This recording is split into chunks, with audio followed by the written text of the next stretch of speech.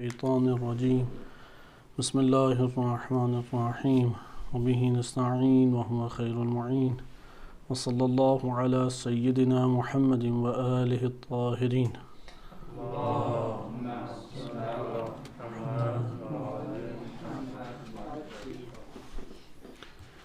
قرآن کریم کی آیات کے تناظر میں ماہ مبارک رمضان میں آپ کی خدمت میں جن کا موضوع پیش کیا جا رہا تھا۔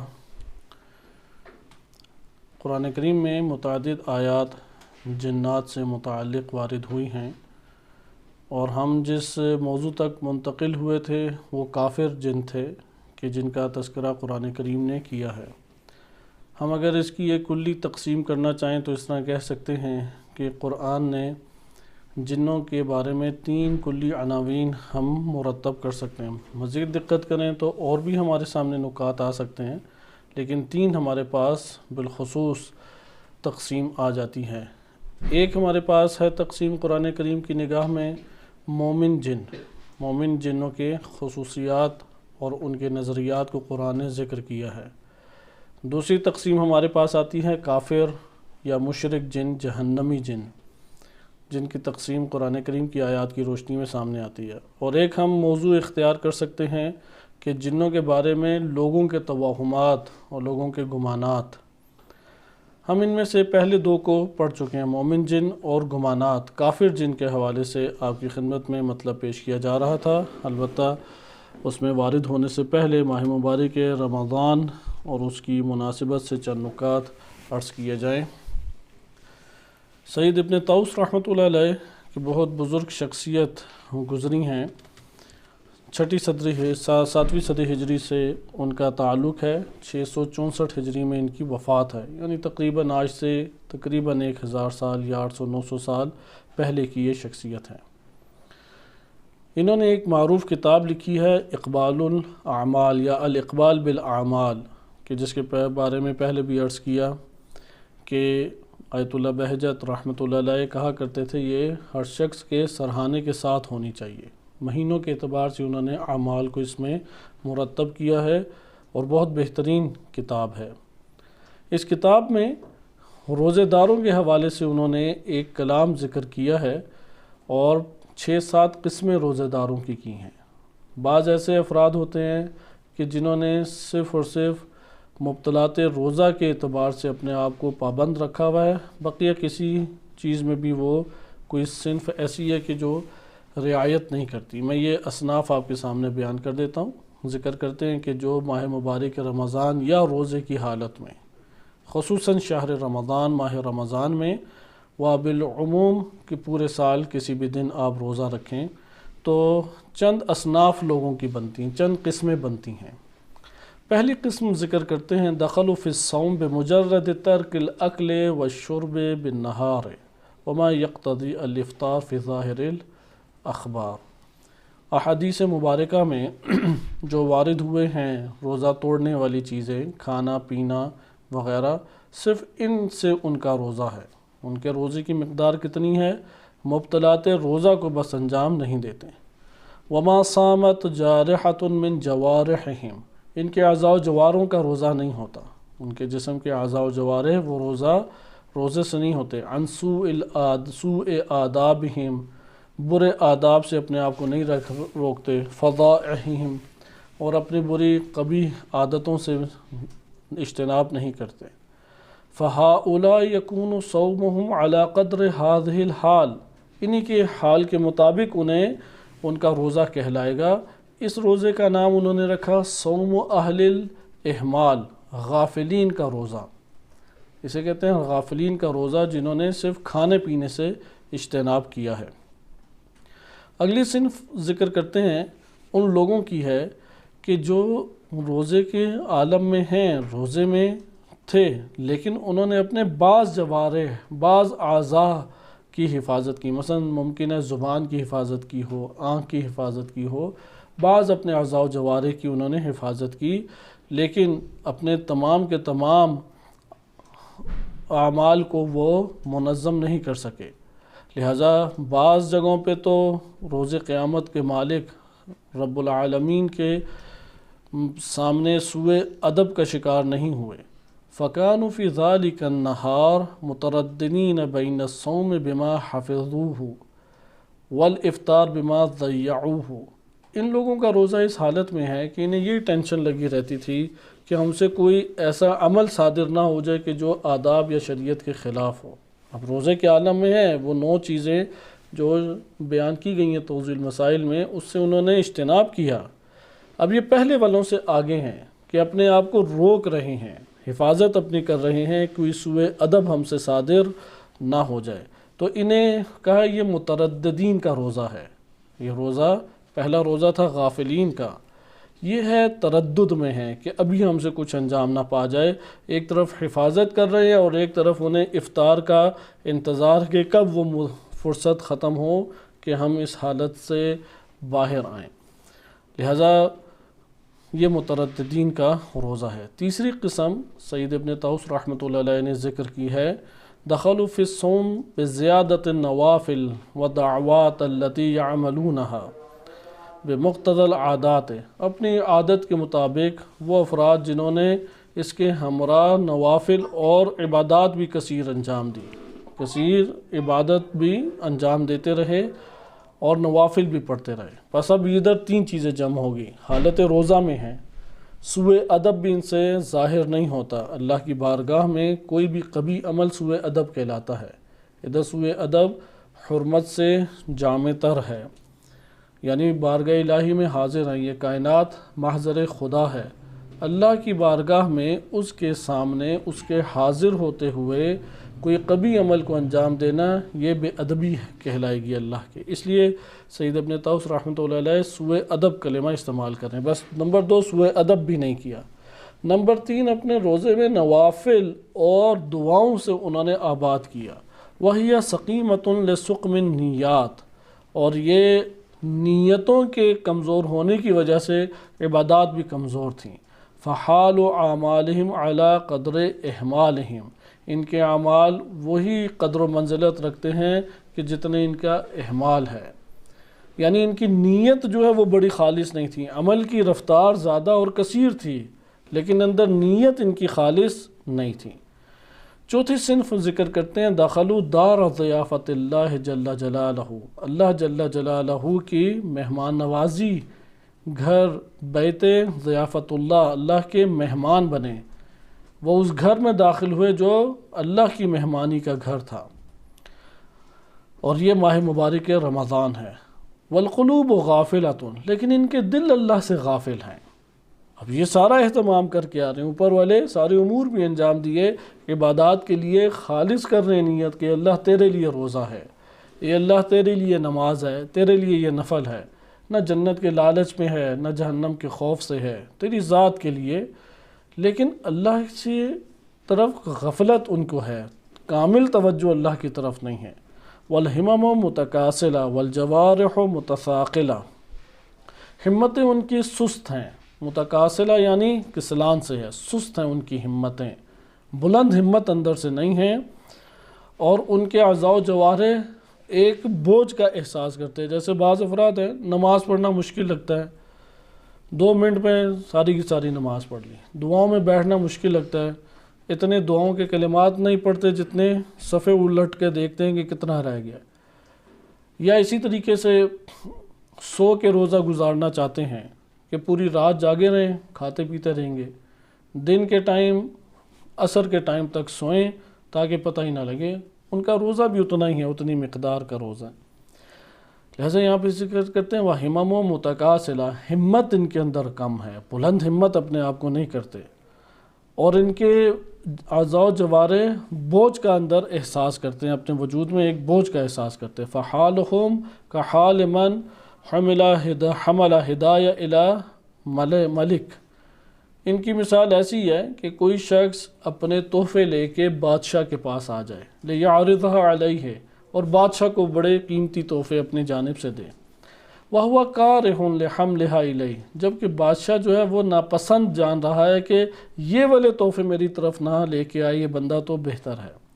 کیوں؟ فِيهَا عُيُوبٌ تَمْنَعُ مِنْ قُلُوبِهَا، کیونکہ ان ہدایہ، ان تحفوں میں عیوب اور نقائص ہیں کہ جو قبول ہونے سے مانے ہیں، والاقبال علیہ، اور وہ پیش کرنے کے قابل نہیں ہیں، لیکن ہم اللہ کی بارگاہ میں یہی اپنے جن کے اندر قوت پرواز اعمال میں نہیں ہے وہی اللہ کی بارگاہ میں پیش کر دیتے ہیں، یعنی ان کی قلوب اللہ سے غافل ہیں۔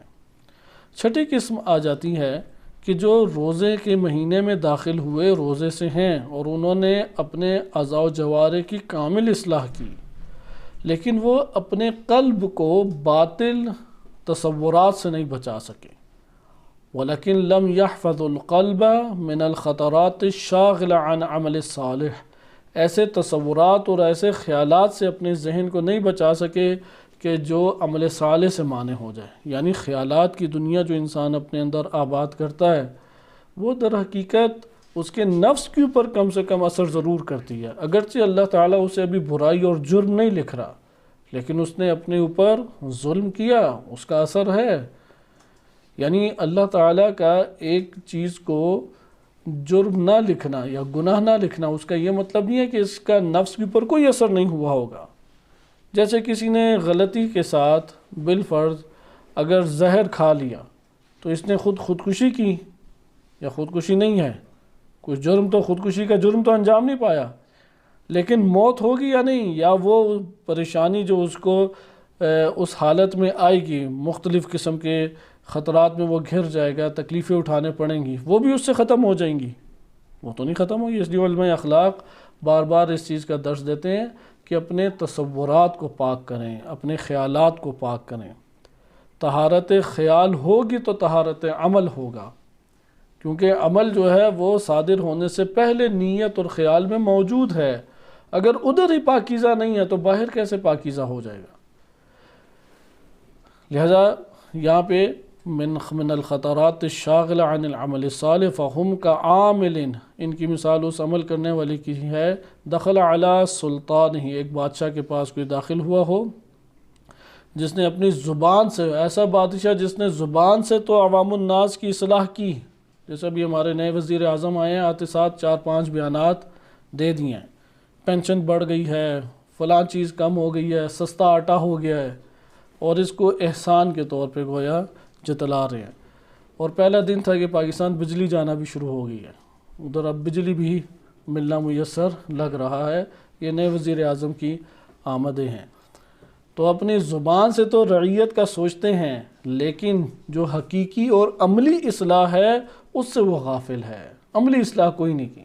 یعنی زبان سے دعائیں پڑھ رہا ہے، تلاوت کر رہا ہے، اعمال صادر کر رہا ہے، اسی طریقے سے سوء ادب نہیں کر رہا، بڑے ادب سے بیٹھا ہوا ہے اللہ کی بارگاہ میں، پورا دن اس میں رعایت کرتا ہے، لیکن اپنے تصورات کی دنیا میں وہ کسی اور ہی جہاں پہنچا ہوا ہے، وہ غیر صالح عمل کے ساتھ اپنے باطن کے اندر مشغول ہے۔ لہذا یہ افراد بھی اسی طریقے سے اجر پائیں گے جو مقدار ہے۔ اس کے بعد 2 اور صنف رہ گئیں کہ آخری سے پہلے والی قسم ہے کہ جنہوں نے روزے کے عالم میں اپنے عقول کو اور قلوب کو بھی پاک کیا، صرف ظاہری اعضاء و جوارح اور عمل کو پاک نہیں کیا، دخلوا فی الصیام بطہارت العقول والقلوب علی اقدام المراقبہ لعلام الغیوب، عیوب کے جو جاننے والا ہے، خبیر ہے، علیم ذات ہے، اللہ کی بارگاہ میں اپنے عقل اور قلب اور خیال کے اندر بھی برے خیال اور تصور کو نہیں آنے دیے۔ اسے کہتے ہیں مراقبہ۔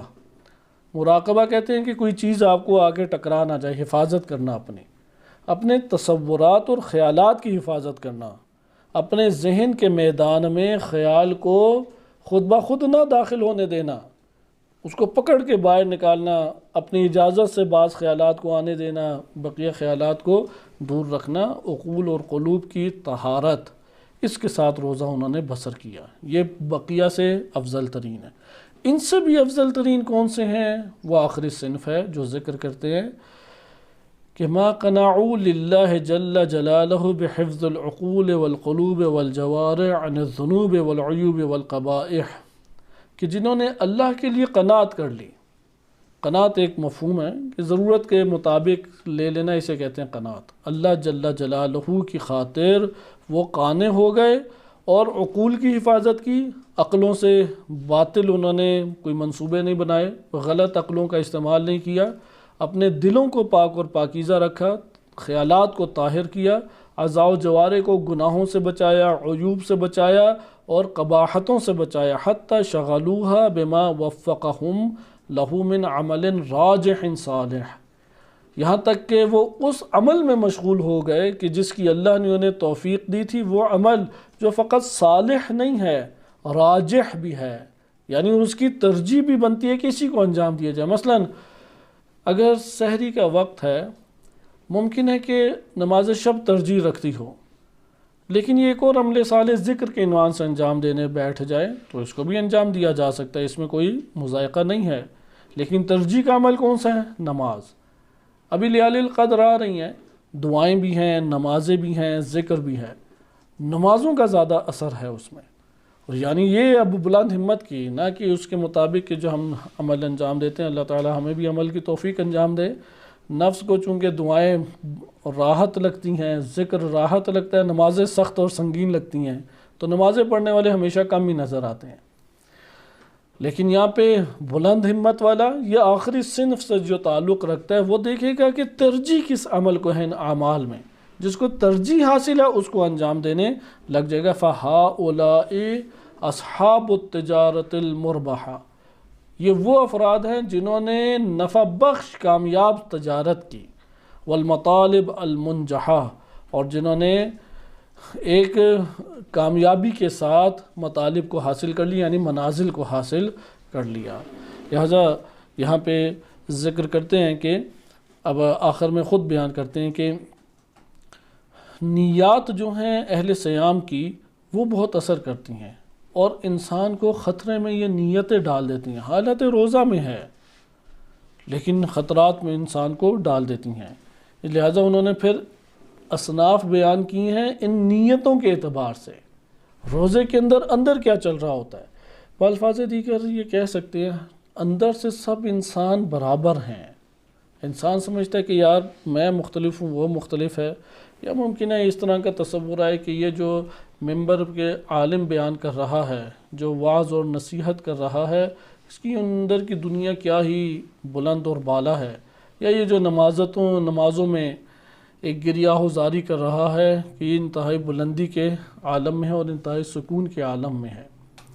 یہاں پہ یاد رکھیے کہ اندر سے انسان سب برابر ہیں سوائے اس شخص کے قد افلح من زکاہا، جس نے تزکیہ نفس کر لیا، اس کا باطن مختلف ہے، بقیہ باطن نہیں مختلف۔ یعنی حسد کا مرض لگ جاتا ہے، بچپن سے ہی لگ جاتا ہے۔ آپ نے بچپن میں بچوں کے اوپر خوب غور و فکر کریں، آپ دیکھیں گے کہ ہٹس پایا جاتا ہے، اور پھر ان کو والدین جو ہیں اس جگہ نصیحت نہیں کرتے، یا تربیت جب 7 سال کے بچے کی تربیت شروع ہوتی ہے وہاں ڈانٹ ڈپٹ نہیں کرتے، یا اسے نصیحت نہیں کرتے، تعلیم نہیں دیتے، اسے ٹرخا دیتے ہیں۔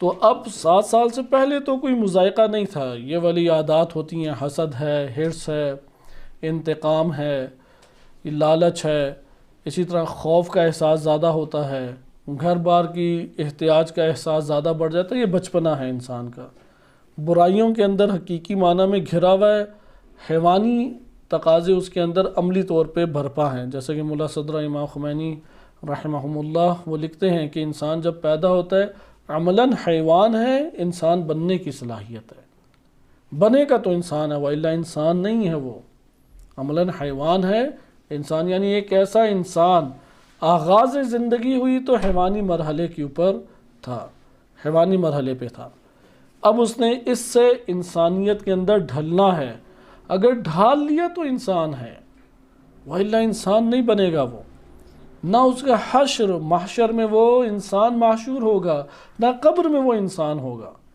اس کے اوپر بار بار قرآن کریم، آیات، روایات، بیانات علماء صالحین بار بار اس کے اوپر تاکید کرتے ہیں۔ لہٰذا اب آپ بچپن میں دیکھیں ایک دوسرے سے حسد کا مادہ پایا جاتا ہے، سستی اور کاہلی کا مادہ پایا جاتا ہے، ہر ضرر رساں چیز سے دور بھاگنے کا مادہ پایا جاتا ہے، مصیبت اور درد اور دکھ فوراً دور کرنے کا مادہ پایا جاتا ہے، انتقام کا مادہ کثیر پایا جاتا ہے۔ 7 سال کا بچہ ہو گیا، اب اس کو ان چیزوں میں ٹرخا دیتے ہیں، 15 سال کا ہو گیا، اس 7 سے 15 سال کی عمر میں بچے میں یہ منفی چیزیں بڑھ جائیں گی یا ختم ہو جائیں گی، یعنی جڑ پکڑ لیں گی یا ختم ہوں گی؟ یقیناً جڑ پکڑ لیں گی، مگر یہ کہ بار بار واعظ کریں، نصیحت کریں، دور کرنے کا درس دیں، بعض جگہوں پہ سختی سے اسے صبر کرنے کے اوپر اکسائیں تاکہ اسے احساس ہو یہ غلط ہے۔ 15 سال کے بعد وہ اپنے اندر اسے کاٹتا رہے گا، لڑتا رہے گا، یہاں تک کہ 40-50 سال کی عمر میں ممکن ہے کہ یہ چیزیں بیماریاں دور ہو جائیں۔ اگر وہ اندر نہیں لڑے گا حسد سے، نہیں لڑے گا حرص اور لالچ سے، نہیں لڑے گا تکبر سے، نہیں لڑے گا انتقام سے، صبر کو حاصل نہیں کرے گا، تو اس کے اندر کبھی بھی یہ چیزیں پیدا نہیں ہوں گی۔ وہ شہوات تو اس کے اندر قوی ہو جائیں گے۔ جیسے ہوتا ہے کہ کھانا پینا، سونا جاگنا، یہ انسان بعض اوقات اپنے اندر بے بس اس سے پاتا ہے۔ بے بس پانے کے کیوں بے بس پاتا ہے؟ کیونکہ اپنی زندگی میں اس سے اس نے لڑائی کم کی ہے۔ آئیں اس حوالے سے آخری اس میں نقطہ ہم ملاحظہ کر لیں۔ ایک دعا ہے، غالباً دعائے حمزہ صومالی کے یہ کلمات ہیں، بڑی عظیم دعا ہے دعائے حمزہ صومالی، اور اس کے جو راوی ہیں اقبال الاعمال میں یہ دعائے حمزہ صومالی ذکر کی گئی ہے۔ عموماً کم پڑھی جاتی ہے، دعائے جوشن کبیر لعلی القدر میں پڑھ دی جاتی ہے۔ اسے دعائے سحر کے نام سے بیان کیا گیا ہے۔ اصل میں اس کا نام کیا تھا؟ دعائے سحر، سحری کی دعا ہے۔ اور اقبال الاعمال میں اس کے آغاز میں لکھا ہے امام سجاد علیہ السلام ہر رات اسے پڑھا کرتے تھے، ایک رات نہیں، پورے ماہ مبارک میں ہر رات دعائے حمزہ صومالی کو پڑھا کرتے تھے، اور بڑی خوبصورت اور انتہائی بہترین دعا ہے۔ اگر اردو میں میسر آ جائے، بے شک اردو میں اللہ سے مکالمہ کریں، اس کے کلام کو پڑھیں، اللہ سے گفتگو کا طریقہ کار انسان کو آ جائے گا۔ اس میں امام علیہ السلام کے یہ جملے ہیں، دیکھیں کس سے پناہ مانگ رہے ہیں۔ ہمیں پناہ مانگنا پڑے تو ہم سب سے پہلی پناہ یہ مانگیں گے، یا اللہ کوئی جن سوار نہ ہو جائے، کوئی جادو ٹونا ہمارے اوپر نہ ہو جائے، فلاں ہماری مشکل دور ہو جائے، فلاں چیز دور ہو جائے۔ امام فرماتے ہیں اللہم انی اعوذ بکا من الکسل والفشل، اے اللہ میں تیری بارگاہ میں پناہ مانگتا ہوں، کس سے؟ سستی سے۔ سستی، یہ سستی ہے کہ جو آج ہمیں کھا گئی ہے، یہ سستی ہے جس نے امام علی علیہ السلام کو رلایا۔ ان کے لیے قصیدے پڑھنے والے تو بہت تھے اس دور میں، ان سے پہلے والے خلفاء ان کے قصیدے قساوت کے اعتبار سے، شجاعت کے اعتبار سے، علم کے اعتبار سے ان کا اعتراف فضیلت کرتے تھے۔ حضرت ابوبکر، حضرت عمر، حضرت عثمان، وہ امام علی علیہ السلام کی ان فضیلتوں کے قائل تھے، معتقد تھے۔ ایک طویل واقعہ ہمارے ہاں روایت میں وارد ہوا، اہل سنت کتب میں نہیں ہے، خلیفہ ثانی کا، حضرت عمر کا، کہ سلمان فارسی کے ساتھ ہے۔ تو جناب سلمان فارسی نے کہا کہ علی علیہ السلام کی یہ فضائل ہیں، انہوں نے کہا میں یہ سب فضائل مانتا ہوں، اور پھر اپنا پورا ایک طولانی واقعہ بیان کیا کہ میں کیوں یہ فضائل مانتا ہوں۔ بہرحال فضائل کے قائل تھے، لیکن رلایا اسی دور کے صحابہ اور تابعین کا جو دور ہے، اس دور کے امت اسلامی اور اہل اسلام نے امام علی علیہ السلام کو رونے پہ مجبور کیا۔ وہ کون سی شے تھی جس نے رلایا؟ وہ یہی ایک سستی تھی۔ سستی رلا دیتی ہے، وہ ادب کے قائل ہیں، سستی رلاتی ہے۔ فشل، ناکامی سے پناہ مانگتا ہوں، کام کرنے لگوں ہمت ہی ساتھ چھوڑ جائے۔ اب ہمت کسی نے تھوڑی گرائی ہے، خود اس نے اپنا ارادہ توڑا ہے۔ انسانوں کے اوپر حالات مختلف، کبھی نیند کا غلبہ آ جاتا ہے، کبھی گھر میں کوئی مشکل پیش آ جاتی ہے، کبھی سر درد شروع ہو جائے گا، کبھی دل ہی نہیں چاہ رہا ہوگا، نفس ہی کسی اور طرف مائل ہو گیا، بہت ساری مشکلات ہیں۔ یہ خود ہی اپنی نیت اور اپنا ارادہ ترک کر کے چلا گیا۔ والفشل والہم والحزن، غم اور حزن سے میں پناہ مانگتا ہوں۔ مومن اندر سے مسرور ہوتا ہے، یا بعض روایات اس طرح سے ظاہری طور پہ محزون ہے، اندر سے بظاہری طور پہ خوش ہے، اندر سے محزون ہے، لیکن ادھر ہم و حزن دنیاوی ہم و حزن مراد ہے۔ غم کا مداوع خود کرے، غم چھوٹی چھوٹی چیزوں کا نہ لے لے، فلاں نے یہ کہہ دیا، فلاں نے یہ آ گیا، یہ مصیبت تو میرے اوپر آ گئی۔ والجبن والبخل، بزدلی سے پناہ مانگتا ہوں، میں کنجوسی سے پناہ مانگتا ہوں۔ والغفلت والقسوت، غفلت سے پناہ مانگتا ہوں۔ قسی القلب، دل کے سخت ہونے سے پناہ مانگتا ہوں، آنسو خشک ہو گئے ہیں، دل دعا کا کرتا ہی نہیں ہے، تلاوت کا دل کرتا ہی نہیں ہے، جیسے دسترخوان پہ بیٹھنا ہو تو قطار لگ جاتی ہے، تلاوت کی بات آئے تو بندہ حاضر ہی نہیں ہوتا۔ ضیافت اللہ کہاں پہ ہے؟ وہ دسترخوان افطاری یا قرآن کریم کو بہار قرار دیا گیا ہے۔ ربیع کون ہے؟ ربیع شہر رمضان وہ قرآن کریم ہے۔ قرآن کریم کو، ماہ مبارک رمضان کو بہار قرآن کریم کے لیے قرار دیا گیا۔ والذلت والمسکنت، ذلت سے پناہ مانگتا ہوں، مسکین پن سے پناہ مانگتا ہوں، والفقر والفاقت وکل بلیت والفواحش ما ظہر منہا وبطن، فحاشی سے پناہ مانگتا ہوں۔ فحاشی حرام دائرے میں ہو تو انتہائی مذموم چیز ہے۔ بعض اوقات ایک چیز ہوتی ہے کہ ممکن ہے حلال دائرے میں قرار پائے لیکن حیا کے مترادف نہیں ہے، حیا سے ٹکراتی ہے، یہ بھی فحاشی کہلائے گی اگرچہ اسے حرام نہیں لکھا جا رہا۔ مثلا بنیان اور شارٹس پہن کے باہر آ جائیں، ہمارے شہروں میں تو لباس ہی یہ چلتا ہے کہ وہ بنیان پہنی ہوتی ہے گرمیوں میں اور شارٹس پہنی ہوتی ہیں، اور ممکن ہے کہ یہ ٹکراؤ رکھے، حیا کا لباس نہ کہلائے۔ یا اسی طریقے سے اور طور طریقے ہیں ادب کے منافی چیزیں ہوں۔ یہ ہمارے پاس ایک بیان تھا۔ آج کا دن ہمارا تھوڑا اس نصیحت میں طولانی ہوا کیونکہ ماہ مبارک رمضان اور اس کے دعاؤں سے اور مطالب سے فائدہ اٹھانا ضروری ہے۔ یعنی یہ جو میں نے فہرست آپ کے سامنے بیان کی ہے، اگر لیال القدر میں اور ماہ مبارک کی راتوں میں، دن میں، نمازوں میں یہ ہماری دعا نہ ہو اللہ تعالیٰ سے، اگر اہل بیت علیہ السلام سے توسل کر کے اس دعا کو نہ پڑھیں اور انہی چیزوں سے پناہ نہ مانگیں، ہمارے وجود سے دور نہیں ہو سکتی۔ ہم وہ ذاتی خالی اپنی توان اور اپنے بل بوتے پہ سستی کو نہیں بھگا سکتے۔ شہوت غضب ہے، شہوت ہے، نیند کی شہوت، حاکمیت کی شہوت، اقتدار کی شہوت، ان شہوتوں سے نجات نہیں پا سکتے مگر اللہ سے مانگیں، اہل بیت علیہ السلام سے توسل کریں۔ جن کے موضوع کی پر منتقل ہوتے ہیں، آج ہماری گفتگو یہ تھی کہ جہنمی جن کون سے ہیں۔ جنات ہم نے مومن جن بھی پڑھے، آپ کی خدمت میں عرض کیا تھا کہ اسی اثناء میں ہمارے پاس مختلف واقعات بھی آتے رہیں گے اور وہ آپ کی خدمت میں پیش کیے جاتے رہیں گے۔ امام صادق علیہ السلام کا ایک واقعہ موجود ہے، اس کو میں آپ کی خدمت میں مختصر کر کے ہی سنا دیتا ہوں کیونکہ ٹائم آج ہمارا زیادہ گزر گیا ہے مومن جن کے، تاکہ یہ مومن جن سے مانوسیت کا اظہار ہو، اس لیے ہر درس کے آغاز میں کوئی نہ کوئی ایسا واقعہ مطالعے کے دوران نکل آتا ہے۔ امام صادق علیہ السلام کے پاس دو افراد تھے، وہ لوگوں کا مال لے کے جا رہے تھے۔ تو پرانے دور میں اونٹوں پہ، گھوڑوں کے اوپر مال لادا جاتا تھا یا وہ خود کمر پہ اٹھا کے پیدل لے کے جاتے تھے، اور مختلف دور دراز علاقوں سے خمس کا مال ہے، صدقات ہیں یا تحفہ ہدایہ وغیرہ۔ تو انہوں نے ایک جگہ پہ ایک کمرے میں سارا مال رکھا۔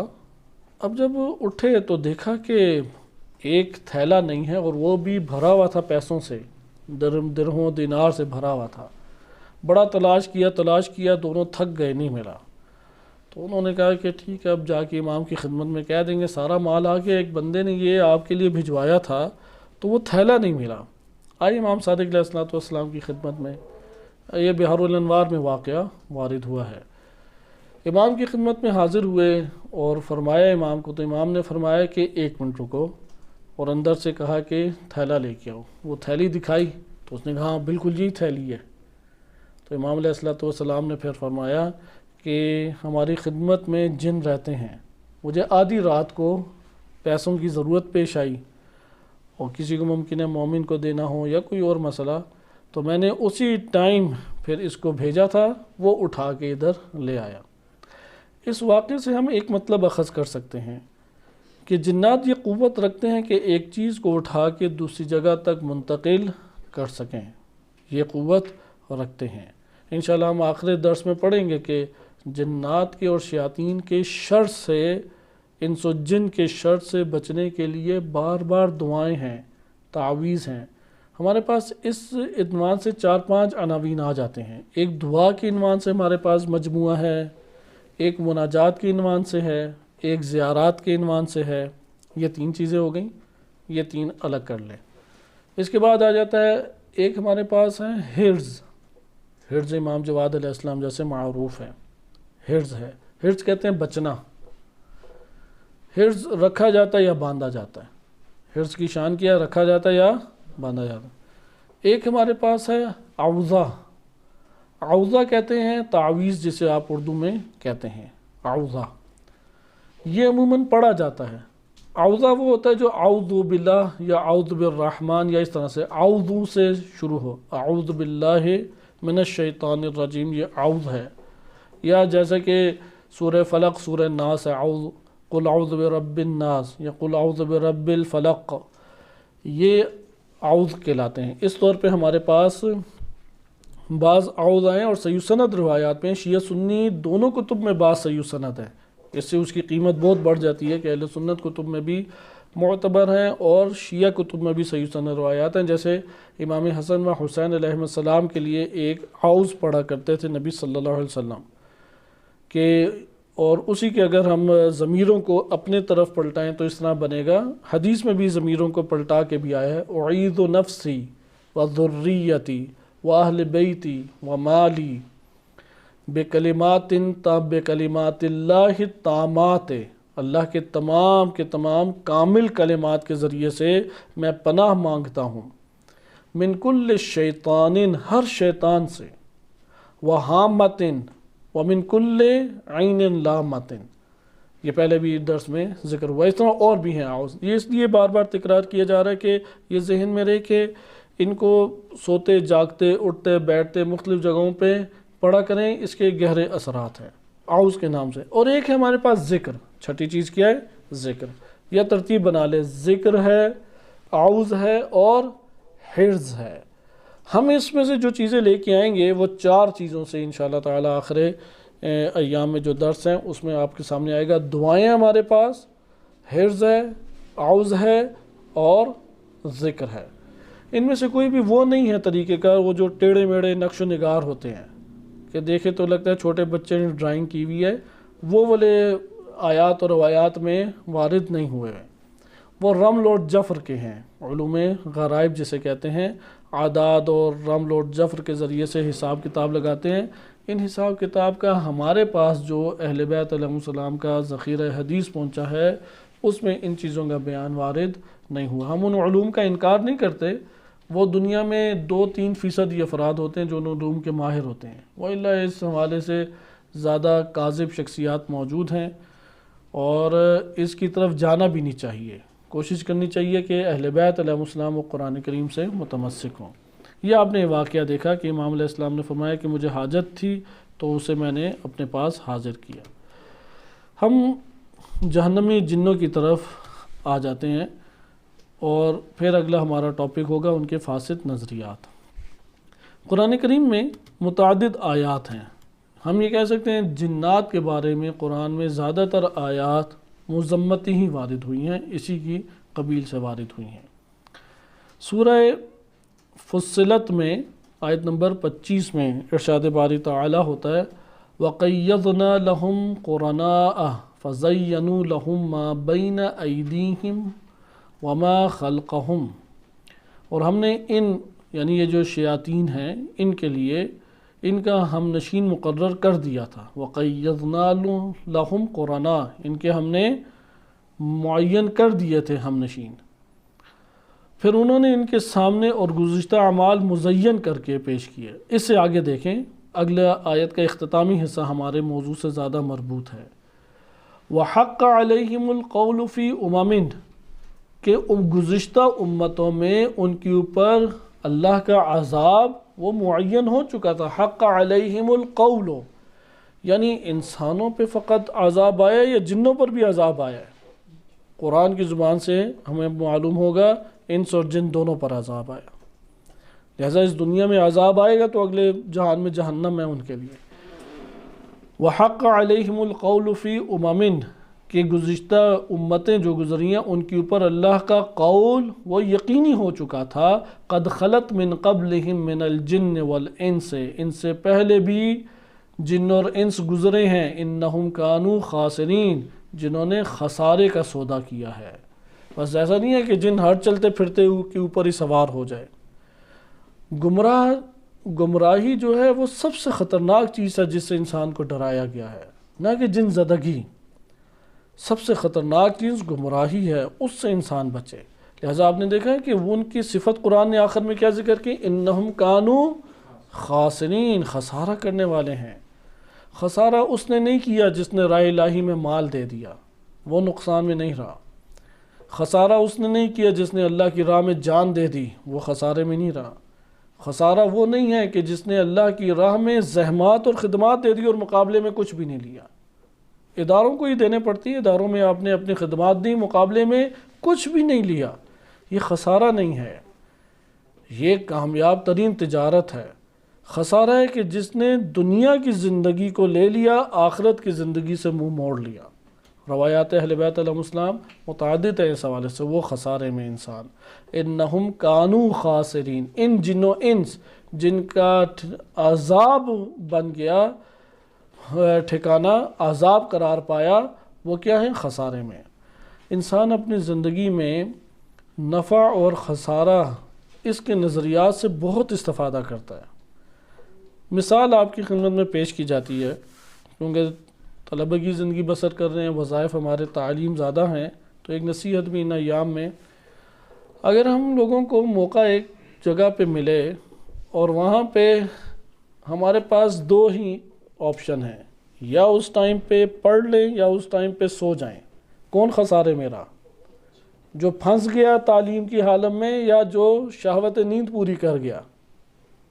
کون خسارے میں رہا؟ جو سو گیا وہ خسارے میں رہا، پوری دنیا کہتی ہے وہ خسارے میں ہے۔ اور جو خسارے میں، اگر اس کو کوئی خسارے سے نکالنے کے لیے زحمات اٹھائے، کیونکہ مشقت اٹھانے پڑتی ہے، خون جلانا پڑتا ہے، غضب جھیلنا پڑتا ہے، بلڈ پریشر ہائی کرنا پڑتا ہے، بہت ساری چیزیں کرنے پڑتی ہیں، وہ اس کی محبت ہے یا دشمنی ہے؟ پھر تو یہ اللہ تعالیٰ کی محبت نہ ہوتی۔ اس لیے اللہ کی محبت اور اس کی رحمت ہر شے میں داخل ہے، کسی بھی شے میں باہر نہیں ہے اللہ کی محبت۔ انہم کانوا خاسرین، خسارے کا سودا نہ کریں۔ جیسے امام علی علیہ السلام نجیب البلاغہ میں بیان فرماتے ہیں کہ اگر تم نے اپنے آپ کی قیمت لگانی ہی ہے، لگاتے ہیں نا قیمت، آج کے دور میں تو جابز کے نام پہ زیادہ قیمتیں لگتی ہیں، سی وی دو، انٹرویو ہو، اگر اندر کم صلاحیت کا مالک ہے، کمپٹیشن سخت ہے، تو جو کہیں گے قبول کر لے گا۔ پتہ ہے کہ میں ان ساروں سے ایکسٹرا آرڈنری ہوں، تو قیمت اپنی لگاتا ہے کہ نہیں اتنی تنخواہ لوں گا۔ امام فرماتے ہیں قیمت اپنی لگانی ہے تم نے تو جنت سے کم پر قیمت نہ لگاؤ۔ فروخت ہی کرنا ہے تو جنت کے مقابلے میں فروخت کرو، یعنی تمہیں ان چیزوں میں اپنی قیمت لگاؤ، مشغول ہو جس سے کم جنت ملے۔ اگر تم نے اپنے آپ کو ان چیزوں میں مشغول کیا جس سے جہنم ملے، خسارہ ہی خسارہ ہے۔ یعنی خسارے کے اس دائرے سے باہر کون ہے؟ حد عقل وہ ہے کہ جو جنت کے لیے عمل انجام دیتا ہے۔ آپ نے اس آیت کریمہ سے نتیجے ہم لیتے رہیں، جیسا کہ سابقہ ہم نے جو آیات پڑھی تھیں اس سے آپ نے نتائج لیے تھے کہ جنات کیا ہیں؟ وحی کرتے ہیں۔ جنات ایک دوسرے کے اندر کلام کو پیدا کرتے ہیں، خوبصورت اور دل فریب کلام بناتے ہیں، جس پرزینت کلام کو دیکھ کے نفوس بہکتے چلے جاتے ہیں۔ آج آپ ایک اور اس کے اندر اضافہ پڑھ رہے ہیں، اور وہ کیا ہے کہ یہ جو بری حرکات کرتے ہیں، یعنی گمراہ جنات ہیں یا انس ہیں، انسان ہیں، ان کے اوپر عذاب بھی اور خسارے میں ہیں، یعنی انہیں کامیاب نہ سمجھے۔ اگر بالفرض کوئی مورد ابھی ہم فرض کرتے ہیں، کیونکہ اس کے اوپر بحث ہوگی جن زدگی کیا ہے، قلیل سی بحث کریں گے، ہم علوم غرائب کی طرف نہیں جائیں گے، کیونکہ نہ ہمیں آتے ہیں نہ ان سے آشنائی ہے، آیات اور روایات کے دائرے میں۔ اگر کوئی کسی کو اذیت دے اس حوالے سے، وہ خود بچ جائے گا یا اس سے سخت اذیت میں مبتلا ہوگا، یہ آیات ہمیں بتاتی ہیں وہ اس سے سخت ترین اذیت میں مبتلا ہوگا، کیونکہ خسارے میں وہ تھا، اس کی سزا اللہ کا عذاب اور جہنم ہے۔ سورہ اعراف میں ارشاد باری تعالی ہوتا ہے، سورہ اعراف آیت نمبر 38 میں اللہ سبحانہ وتعالی ارشاد فرماتا ہے، قال ادخلوا فی امم قد خلت من قبلکم من الجن والانس فی النار، کہ تم لوگ بھی انہی گروہوں میں داخل ہو جاؤ، تم لوگ بھی اس گروہ میں امتوں میں داخل ہو جاؤ. قد خلت من قبلکم، تم لوگوں سے پہلے گزر چکی ہیں کئی قومیں. وہ ان قوموں کا تعلق کس قبیل سے تھا؟ من الجن والانس سے، جنوں سے تعلق تھا اور انسانوں سے تعلق تھا. لیکن وہ جو پہلے گزر چکی ہیں وہ کہاں پر ہیں؟ فی النار، وہ دوزخ میں پڑی ہوئی ہیں. بس جنوں کو بھی عذاب ہوگا یا نہیں؟ یہ معروف واقعہ ہے جناب بہلول کے ساتھ کہ سوال اٹھایا. اب امام ابو حنیفہ کی طرف منسوب کر دیا جاتا ہے، سندی طور پہ ثابت نہیں ہے، لیکن اس واقعے کے اندر خوشائن نقطہ موجود ہے کہ جن تو آگ سے خود بنا، اسے آگ کیسے تکلیف دے گی؟ تو پکڑ کے وہ مٹی کا اس نے زور سے ماتھے پہ پھینک دیا، اس کے مارا اور تکلیف ہوئی. وہ ایک پتھر تھا مٹی کا بنا ہوا یا کنکر تھا، زور سے مارا. تو شاگرد پکڑ کے بھاگ کے لیے، اور دیوانے یہ کیا تو نے کام کر دیا، عزت اور قدر کا بھی تو نے خیال نہیں رکھا. تو کہا کہ یہ تو مٹی سے بنا ہے اور یہ بھی میرے سامنے بشر بیٹھا ہے، یہ بھی مٹی سے بنا ہے، تو اسے مٹی سے کیوں تکلیف ہوئی؟ صحیح، میں نے تو مٹی ماری ہے، مٹی کا مٹی سے تکلیف کا کیا تعلق؟ اگر اسے مٹی تکلیف دے سکتی ہے تو جنوں کو آگ کیوں نہیں تکلیف دے سکتی؟ لہذا یہ فی النار کلما دخلت امۃ لعنت اختہا.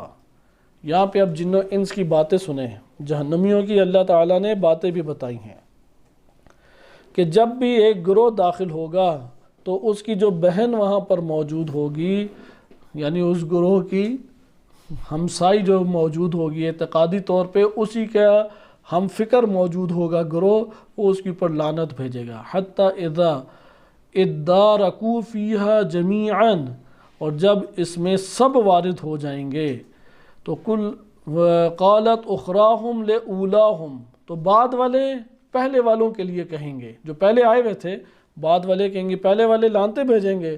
تو یہ بھی اب آگے سے کچھ سنائیں گے. ربنا ہؤلاء اضلونا، بار الہ اے ہمارے رب، یہ ہیں وہ جنہوں نے ہمیں گمراہ کر دیا. فآتہم عذابا، اسے عذاب دے، لیکن ضعفا من النار، ڈبل انہیں اللہ تو عذاب دے کہ انہیں ہمیں بھی گمراہ کیا ہے. قال لکل ضعف، اللہ فرمائے گا دونوں کو ہی ڈبل ملے گا، پریشان نہ ہو، دونوں کو ہی دگنا عذاب ملے گا. ولکن لا تعلمون، لیکن تم لوگ نہیں جانتے. آپ نے ادھر بھی دیکھا جہنم کا عذاب جنات کے لیے ہے. تیسری آیت دیکھیں قرآن کریم کی کہ سورہ فصلت آیت نمبر 29 میں ارشاد باری تعالی ہوتا ہے وَقَالَ الَّذِينَ كَفَرُوا رَبَّنَا، وہ لوگ جنہوں نے کفر کیا وہ کہتے تھے بار الہ ہمارے رب ہمیں دکھا، الَّذِينَ رَبَّنَا الَّذِينَ أَضَلَّانَا مِنَ الْجِنِّ وَالْإِنسِ، ان دونوں کو ہمیں دکھا جنوں انس میں سے جنہوں نے ہمیں گمراہ کیا، ان دونوں طبقوں کو ہمیں دکھا. نَجْعَلْهُمَا تَحْتَ أَقْدَامِنَا، اور اے رب ہمارے ساتھ یہ فقط مہربانی فرما، یہ جنہوں نے ہمیں گمراہ کیے انہیں ہمارے قدموں کے نیچے قرار دے تاکہ خوب اب ہم انہیں مسلیں اور لان تان کریں. لِيَكُونَ مِنَ الْأَسْفَلِينَ، یہ ہم سے بھی پستر ہو جائیں.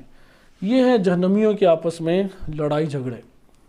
اگلی آیت دیکھیں کہ اس سے بھی آپ کو معلوم ہوگا جہنمیوں میں جن بھی ہیں. سورہ ہود آیت نمبر 119 ارشاد باری تعالی ہوتا ہے اِلَّا مَنْ رَحِمَ رَبُّكَ وَلِذَلِكَ خَلَقَهُمْ. آگے دیکھیں وَتَمَّتْ كَلِمَةُ رَبِّكَ، آپ کے رب کا کلمہ وہ تمام ہے. لَأَمْلَأَنَّ جَهَنَّمَ مِنَ الْجِنَّةِ وَالنَّاسِ أَجْمَعِينَ، ہم جہنم کو بھر دیں گے، تمام کے تمام جن اور ان سے بھریں گے. بس جہنم کا ایندھن جن اور انس ہی ہیں. اس سے اگلی آیت قرآن کریم کی دیکھیں سورہ سجدہ آیت نمبر 13 ہے وَلَوْ شِئْنَا لَأَتَيْنَا كُلَّ نَفْسٍ هُدَاهَا، اگر ہم چاہتے تو ہر نفس کے لیے اس کی ہدایت لے کے آ جاتے. مشیت الہی کا تقاضا یہ تھا اختیار ہو اور اختیار کے ساتھ اس زمین پہ بسے، اور اس بسنے میں مومن اور غیر مومن کی ایک تقسیم سامنے آئی. یہ مشیت الہی تھی. اگر اللہ چاہتا کہ سارے کے سارے ہدایت پا جاتے تو اللہ تعالیٰ ہر نفس کو اس کی ہدایت دے دیتا. ولیکن حق القول منی، میری جانب سے ان کے اوپر قول وہ متحقق ہو گیا، ثابت ہو گیا. لَأَمْلَأَنَّ جَهَنَّمَ، کہ جہنم کو پھر کس سے بھرنا ہے؟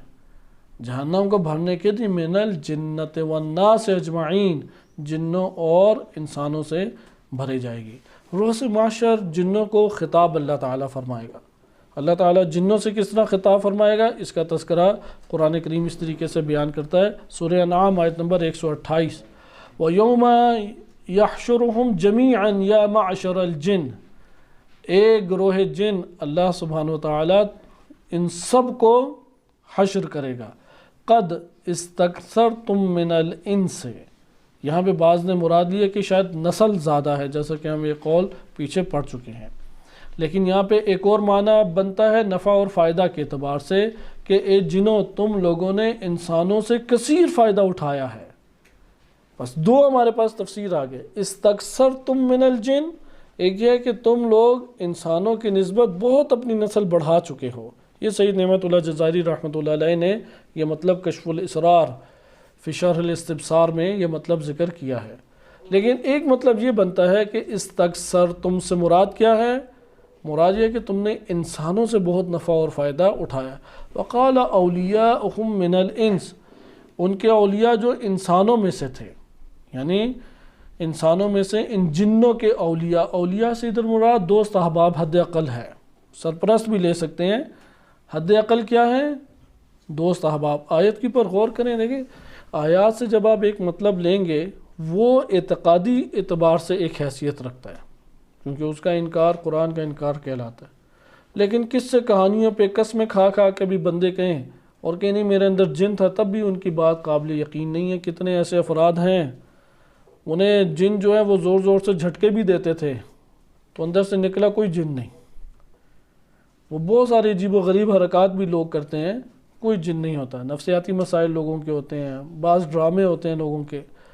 لہذا ادھر آپ اس آیت کی طرف توجہ کریں، قال اولیاؤہم من الانس، انسانوں میں سے ان کے اولیاء۔ کن کے اولیاء؟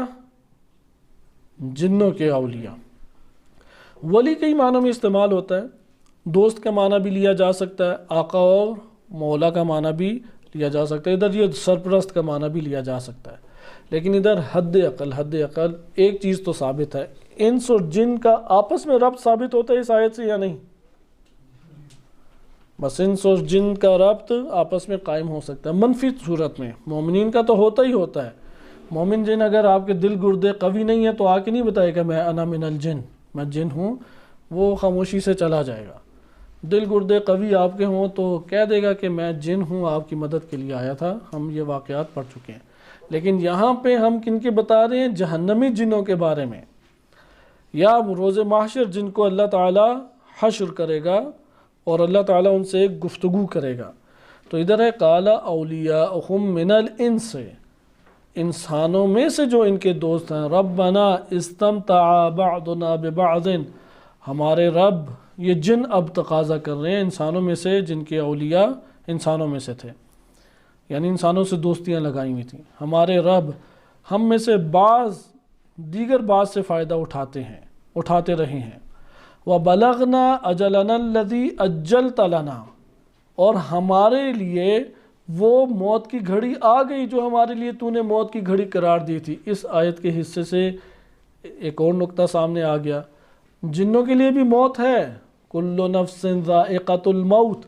ادھر نفس سے مراد نفس انسانی ہے یا نفس جن ہے یا دونوں نفس ہیں؟ دونوں نفس ہیں۔ کل نفس ذائقۃ الموت، جن بھی ہے اس میں یا نہیں؟ جن یقیناً ہے۔ کیا دلیل ہے؟ یہی آیت۔ اس آیت میں کیا ہے؟ وَبَلَغْنَا أَجَلَنَا۔ علماء نے بھی یہ تحریر کی ہے اس کے ضمن، مفسرین نے، کہ اس آیت سے پتہ لگتا ہے کہ جنات کے لیے بھی اللہ نے موت قرار دی ہے۔